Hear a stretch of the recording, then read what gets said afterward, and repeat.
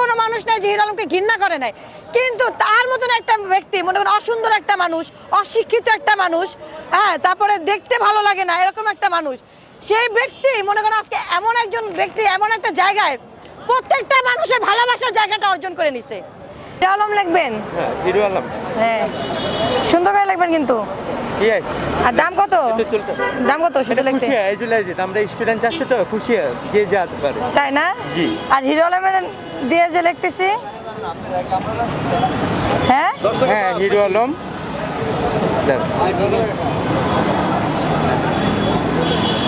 শুনেন, আজকে কোনো দামাদামি নাই, বুঝছেন? যে যা খুশি দেয়, যে যা না, হিরো আলমের জন্য স্পেশালি দেন আপনি। ভাই একদম বেশি উপরে উঠে গেল না আপনার লেখাটা?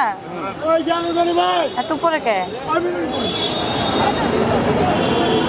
একটু বেশি উপরে উঠলো না? এটা কি লেখা? Hero Alam. Hero Alam. Hero Alam. আপা, আপনি এত কিছু ছুঁয়ে হিরো আলমের নাম কেন লিখলেন? হিরো আলম কি আপনি কি ভক্ত নাকি? হিরো আলম আমার ভক্ত কেন হবে? আমি হিরো আলমের ভক্ত হতে পারি। দেখেন আপা, আপনার এক পাশে দেখছি মাশরাফি, এক পাশে মাশরাফি, আর এক পাশে কি উপরে কপালে দিচ্ছেন, দেখি দেখি কপালে লেখেন হিরো আলম, আর আরেক পাশে কি দিচ্ছেন? সিলেট। আচ্ছা, কারণটা কি আপা?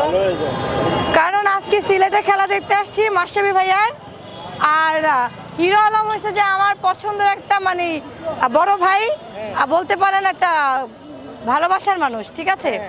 তাকে ভীষণ ভালোবাসেই মনে করেন তার আজকে ফার্স্ট টাইম আমি স্টেডিয়ামে খেলা দেখতে আসছি, তো এর জন্য ভাবলাম যে হিরো আলম ভাই নামটা নিয়ে আসি, ঠিক আছে? তাকে তো আর নিয়ে আসতে পারবো না, কারণ আমি তাকে খুঁজেও পাবো না মনে হয়, এর জন্য আমি নিজে আসছি, আর আমি যে তার ফ্যান, যাতে মানুষ এটা বুঝতে পারে। আচ্ছা, এইখানে লেখা মাশরাফি মানে চ্যাম্পিয়ন। হ্যাঁ, মাশরাফি ভাই মানেই চ্যাম্পিয়ন, বুঝছেন? তো আপনি বললেন দেখাই।